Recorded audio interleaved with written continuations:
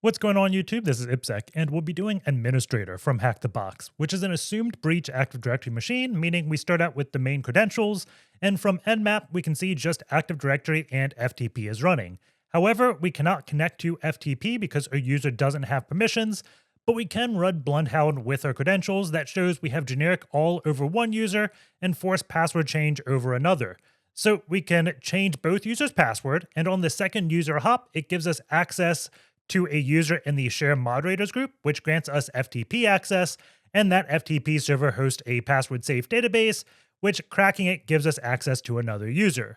This user has GenericWrite over a user with DCSync privileges, and GenericWrite doesn't let us change the password, but we can use a TargetedKerberoast attack to assign a SPN, that's service principal name, and then obtain a hash to crack, and with that password we can run SecretsDump to get administrator. So with that being said, let's jump in. As always, we're going to start off with an nmap, so -sc for default scripts, sv enumerate versions, -vv for double verbose. This gives us things like the TTL, OA output all formats, put in the nmap directory and call it administrator, and then the IP address of 10.10.11.42.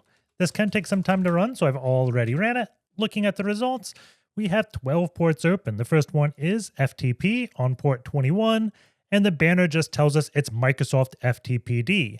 Then we have DNS on port 53, that's simple DNS plus. And again, whenever I see DNS, I scroll down. We also see LDAP, so we know this is most likely going to be a domain controller. Now, we don't have any web ports. We just have really FTP, DNS, LDAP, SMB. Those are pretty much the key ports we have. So before we begin, I'm going to add the host name to my host file. So we'll do a sudo v etc host. And then we can add 10.10.11, it was 42, administrator.htb, and this gives us the box name. I don't see the box name anywhere. We just have administrator.htb. Scrolling down, there is a clock skew, so if we do anything Kerberoast related, we'll have to sync the time, but I don't have anything else. So what I'm going to do is a netexec, so we can do netexec, smb 10.10.11.42, and this should connect, and then SMB will tell us the host name, which is just DC. So I'm going to go ahead and add that to my host file. So we'll do dc.administrator.htb. We'll save all of this. And then one thing unique about this box, I think it was the second box HackTheBox has done this, but it's an assumed breach scenario. So they give us the credentials of Olivia and whatever that word is, itchly baditch or something, but let's just go ahead, v credentials.txt. I'm going to put Olivia and that. So we can go back to our netexec command, and we can also do like a -u, Olivia -p, put this password in, and make sure we can log in. And it looks like that works. We can also go to FTP and see if we have FTP access, and we get a 530 user cannot log in, home directory inaccessible. If we tried other things of netexec like WinRM, we'll actually see this lets us in. However, there's not much we can do with this. When I was doing this box, the first thing I did with this WinRM connection was see if I could figure out the FTP like configuration, right? So I would do like evil WinRM -i 10.10.11.42 u Olivia -p. That's no longer the password. Let's just delete all this. Where is the password? Right here. Copy, paste, and this should get us a shell on the box. We'll see. Okay. So the error message with FTP was home directory inaccessible. We're in a home directory, so we know the home directory is not set to C:\users. Now, when I first did this, I was like thinking it's VS FTP because that's so common. And I was going in like program data, looking at this, looking for like where the FTP server's installed. We went to like program files. I think this is x86.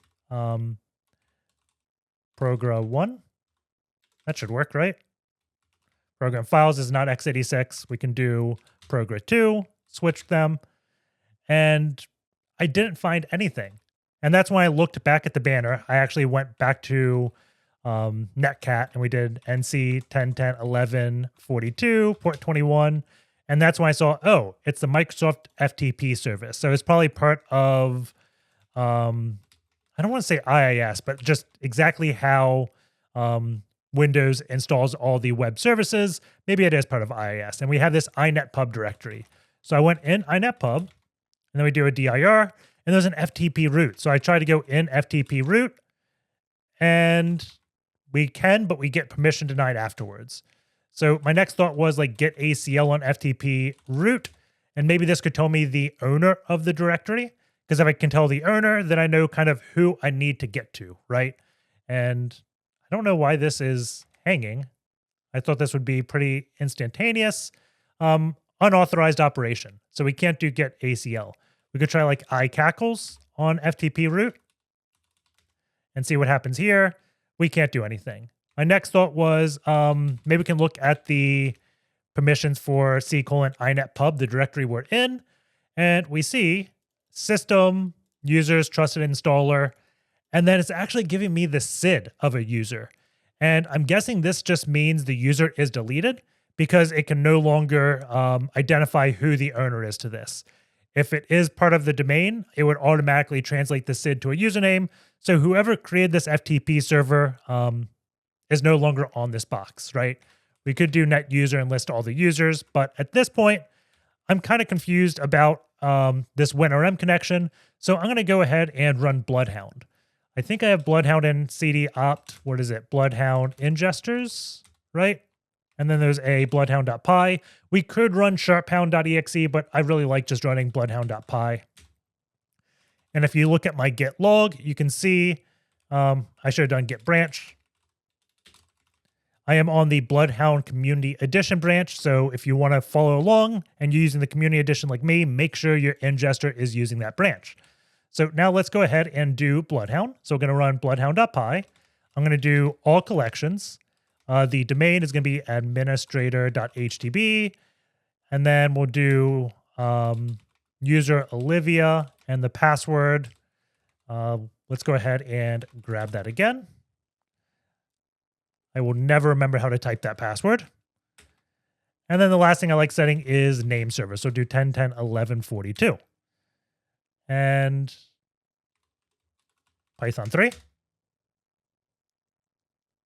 That is, bloodhound.py is a directory. We actually want the script bloodhound.py, not camel cased. Okay, there we go. And we see it is starting to work. It's contacting that LDAP server. We have Kerberoast fail us, but it fell back to NTLM authentication, which is just fine. While that goes, let's go into opt bloodhound server. And I'm going to start Bloodhound. So I'm going to do bloodhound underscore port 8088 .compose up. We don't have to do that. Bloodhound's default port is 8080, but since there's no web server, I'm not running Burp Suite, so like my ports aren't conflicting. It's just my habit to always just start Bloodhound on port 8088. And when this is up, we can then upload all of our files to it. So waiting on the server GraphDB to start. And then when it starts, I should be able to go to HTTP 127.0.0.1.8088. We can't yet. Hopefully any minute now because it is started. There we go. And I'm going to do admin. And then my password is please subscribe with the please subscribe one bang.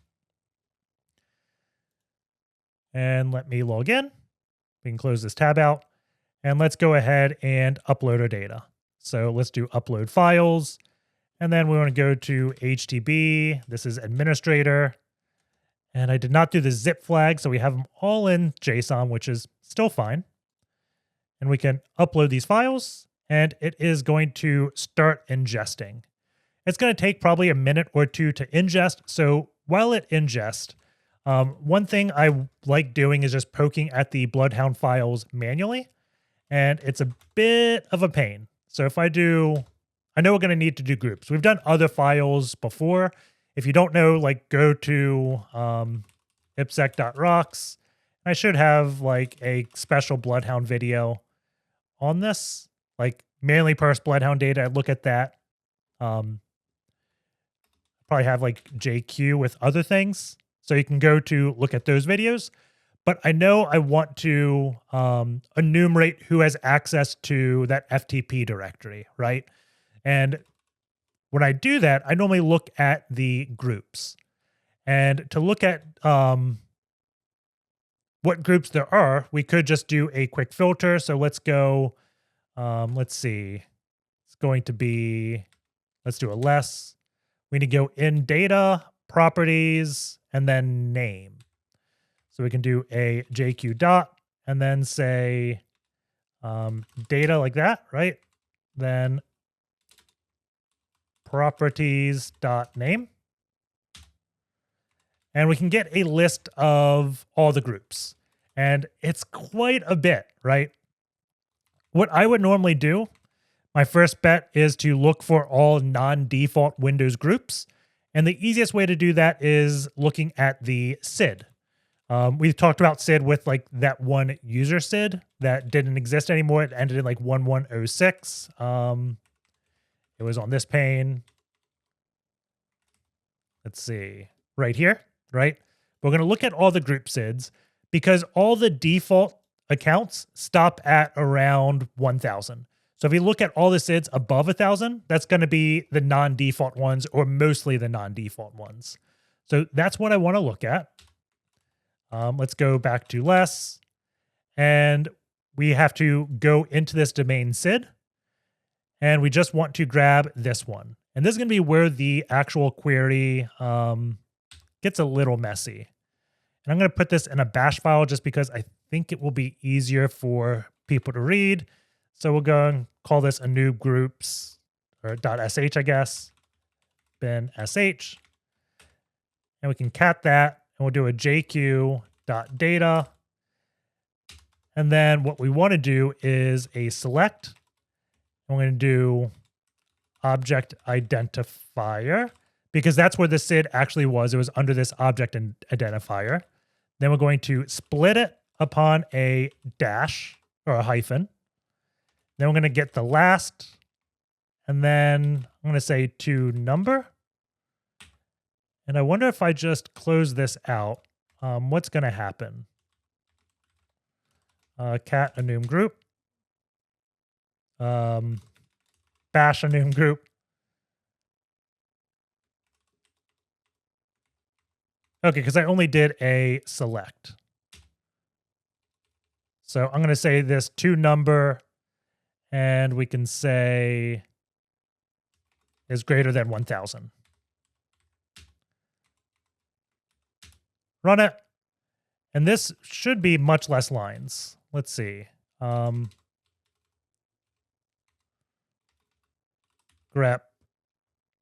Let's see, what is it? Was it just name? That's right, name.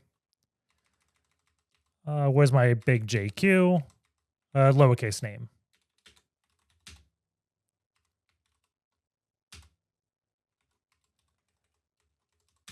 So we can see, oh, that's annoying. There we go. Now we only have 3 items. So this is a very quick way just to enumerate, and we can see there is a custom group share moderators. The DNS update proxy and DNS admin, these are default built by Windows. I don't know why they always take above a 1,000 SID. Maybe it's because it didn't come at install time. But if we wanted to, we could fix this query up a little bit better. So right now we're just querying to, let's see, to get the number. We can also add a pipe and then just filter on the object identifier, not filtered, but extract the fields. So we're going to extract object identifier. And then we're also going to extract properties.name like that. Save that. Then let's run it. And there we go. We just have the 3 things. We could also do when created if we wanted to, because that was another property in this. So if you didn't want to go based upon the SID, you could also do a filter like .properties when created, like that. And then it'll also put the timestamp of when this group was created. But the main thing we want to point out is the custom group here is going to be share moderators. So let's hop back over into Bloodhound. This should be done ingesting now. If we go to Explorer, we can set Olivia to owned because this is the user we have. So let's go add to owned. And then what I always do is just kind of trace this outbound object control first, just to see what they can do. We can see Olivia has generic all to Michael, and this will allow us to set Michael's password. So we can take over this account. If we had like ADCS installed, that's certificate services, we could use PyWhisker to set a certificate for him to log in as, but I don't think ADCS was installed here, so we can't use that. So we can see Michael, I set him to own. And if we look at Michael, Michael also has an outbound object control, and that's going to be over to Benjamin. So we have a path here from Olivia to Benjamin.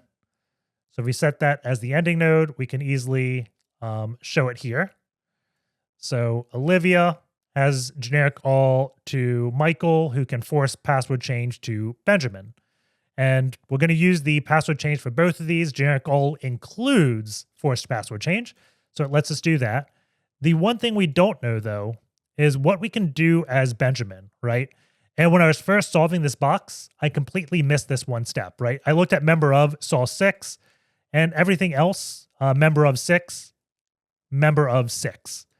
And if you look at the groups, we're a member of everyone, auth users, domain user, pre-Win 2000, remote management, and users. So if we go back to the search, pathfinding, I guess, this to here. Benjamin is a member of share moderators, but this was really easy to miss. That's why I like showing the manual way to enumerate that with just looking at the JQ. And you could also just go search. We can look at share moderators, and we're just assuming the share moderators is what can access the FTP directory, right? But we can look at that. There is one member, and that is Benjamin. So let's get over to Benjamin. I'm going to set the starting node back to Olivia, and then we're going to do the password reset change to get over to Ben.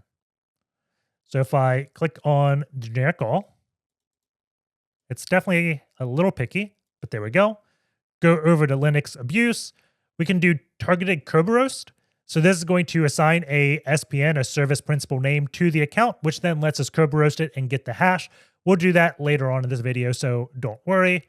And then we can use Net RPC here to set the password. The shadow credential that we're seeing there, that's what I was talking about, but we can't use that one because there's no certificate services. So let's use this Net RPC command to change the password over on Michael. So let's go Net RPC, target user. This is Michael. Password, I'm just going to do password 1, so it's easy to type. Domain, this is going to be administrator.htb. This is Olivia. And this password is going to be in credentials.txt. So I can just exit this PowerShell session, cat credentials. Let's go ahead and grab this. I'm going to make sure I don't have that space in there because that could be annoying. Okay, put that in. And then -s, the domain controller, we'll just do 10.10.11.42. And before we run, oh, there we go. Before we run this, I'm going to set up a netexec to prove we are changing the password. So I'm going to do nxc smb 10.10.11.42-u Michael-p password 1 exclamation point. There we go. If we run this, login failure, run it again. We don't get any output, but now we have success. So let's go ahead and update. Is it Benjamin? How do we spell that? B-E-N-Jamin. Benjamin. And now we're going to use Michael and password 1 exclamation point. There we go. Same thing. I'm going to do it over here. We can say Benjamin. Password should not work. Then we can also go over to FTP because that's what we want to do is get FTP. User cannot log in. We're going to set Benjamin's password and then rerun this nxc And there we go. We get logged in. So let's do FTP 10.10.11.42. Benjamin. Password 1. Do a dir. And we get this file backup.psave3. I'm going to run a git against it. And it's giving me a warning. It says we transferred in ASCII mode, and it's most likely a binary file. So I'm going to do mode bin, I think, bin. There we go. This is going to set us to binary mode so we can download it. It saved it, but when you download binary files in ASCII, some weird encoding issues can happen. So I'm just going to name that .ASCII. We will now download it again. We can see no more warning. We entered the binary mode to transfer that. And if I do MD5 sum on both of these files, we should see they're different. We don't. So I guess that did not matter. It's just one of my paranoia things, because if that causes your issue, it's very easy to waste a lot of time trying to figure out what the issue was. So always make sure when you have file copy errors, you do what you can to eliminate the error. In this case, doesn't matter. So now let's go ahead and copy this backup file to the Kraken. And that's just where I'm going to run Hashcat. You can use Hashcat on your host machine.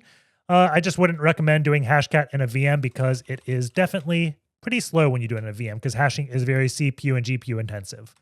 But I'm just going to move this backup.psave file over into Hashcat hashes. And Hashcat's weird about this. This is one of the file formats or files that we can just give it the database and Hashcat will crack. We don't have to run like John to Hashcat or whatever, or psafe to John or whatever the program would be. But we can just do /hashcat, opt word list rocku.txt. Is it?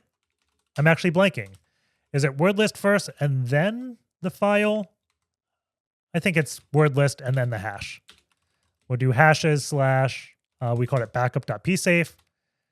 Let's see, it's going to start in auto detect mode. And that's not it. So it's the file, then the word list. I don't know why I just suddenly forgot that, but hashes backup.psafe.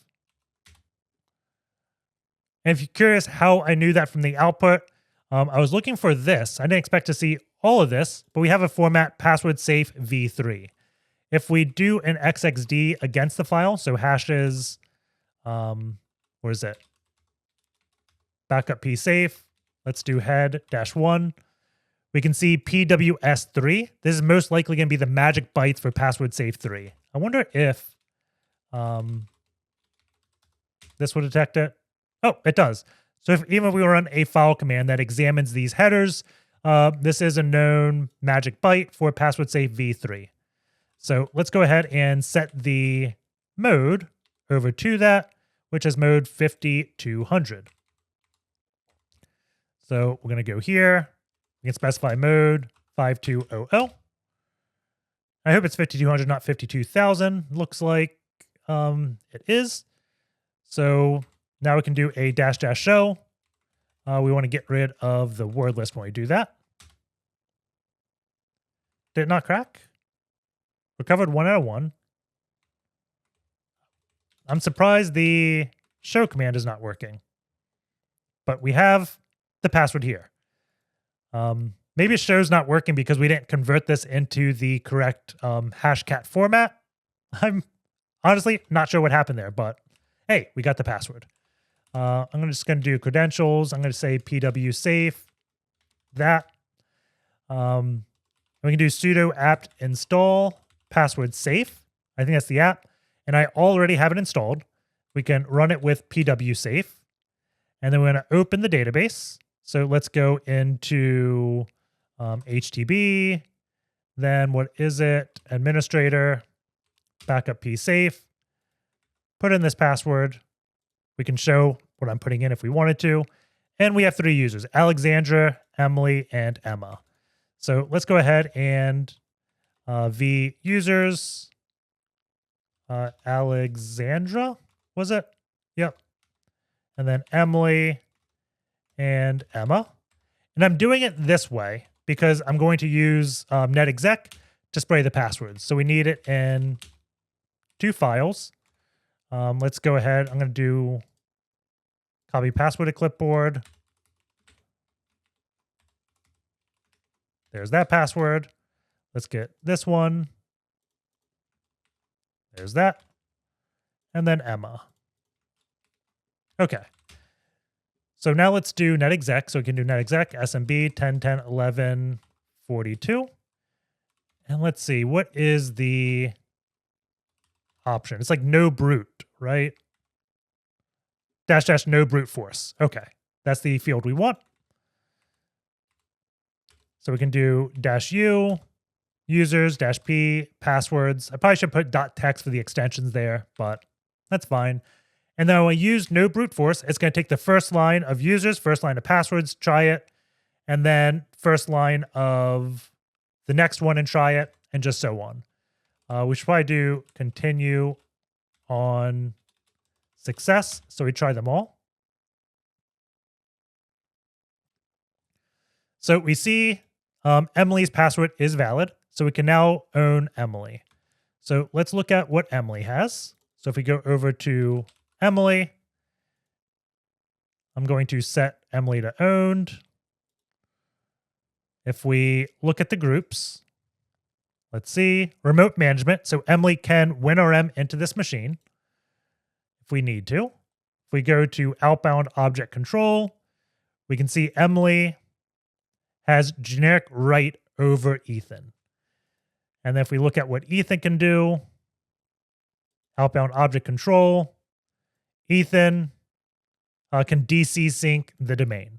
So once we get Ethan, we can just DCSync and get full domain admin. So let's look at the path of this. So again, going back here, go GenericWrite. If I can click that, there we go. Linux abuse. And it wants us to run this TargetedKerberoast command. And it gives us the link here. So I'm going to go to this repo. And let's pull this down. So we can do git clone, TargetedKerberoast. I'm just going to run this to see if we have all the needed files. It looks like we do. And does this give us an example of what we need? It looks like it does. So let's do this. Python 3, TargetedKerberoast, D, this is going to be administrator.htb. The user is, what is it? Emily, right? And the password is going to be, we got to have psafe. We can just copy this. Copy password to clipboard, paste, and then let's see. Something went wrong. I think I pasted the wrong thing. There we go. See GenericWrite. Come on, Linux abuse. So we do du. That's it. Run this. Starting Kerberoast attack. And we get a clock skew to grade error. So I'm going to do sudo ntp date 10.10.11.42. And this should sync my time to the domain controller. We're going to run this command again. And it's going to add the SPN to Ethan. And then Kerberoast the account. So we can go back into the Kraken. cd hashes, or cd hashcat. And then we can do cd hashes v ethan.kerb, I guess. Paste this in. That is longer than I expected. I wonder if this is an AES hash. Doesn't really matter. Let's do hashcat opt or hashes Ethan opt word list rocku.txt. And it looks like it may have cracked already. I'm going to do the -- show. And there we go. We see Ethan's password is Limp Bizkit. So we could go back here and do the net exec. So if we did nxc, smb, 10, 10, 11, 42, Ethan, Limp Bizkit, we do get the alt success. So what we can do now is just a SecretsDump. So we'll do SecretsDump.py. Let's do administrator.htb/Ethan. I want to say it's percent, like that, at 10, 10, 11, 42. See, I thought that's how we'd specify the password. I can just copy this and we'll do it manually. Put that in. And we start dumping the secrets, right? So now we can go in administrator and we should be able just to evil WinRM -I 10, 10, 11, 42 U administrator. I think capital H for hash. And we get logged in, and that's pretty much the box. So we can do cd users administrator, and then desktop root.txt. Now, whenever I do SecretsDump, I normally don't just run it with no flags. I always like getting the, let's see, user status flag, the history flag, and pwd last set, I want to say. Those are the ones I will normally run with. Limp Bizkit, is that how he typed it? Did I type it right? Sweet, I did. It's not going to do really anything different, I think, because maybe they didn't change passwords, but we get extra fields so we can see the password set here. You get the password history as well. So we see Emily has changed passwords. And I like doing this because, I mean, we changed Emily's password, right? So if I was an adversary and I use this forced password change to change someone's password, use their account, then DCSync, I would then run SecretsDump with the history flag, get their old password, and then set it back. That way, if they go try log in again, they don't get a password fail, and then you get caught that way, right? So I always like getting password history. Additionally, sometimes you won't crack their most recent password, but you crack their older passwords. And then we place it against rule sets like best64, inside pro passwords, whatever rule set, like all the hashcat rule sets. Then you'll start cracking other passwords just because you cracked the older passwords. So I love getting the password history. I also like password last set so you get an idea. And also like seeing the account status if they're enabled or disabled, because whenever I do password audits, I always crack a ton of accounts. I get super excited, and then I don't realize they're disabled until I try to use them, right? So I always like having that also in my output. But with that being said, that's going to be the video. Hope you guys enjoyed it. Take care, and I'll see you all next time.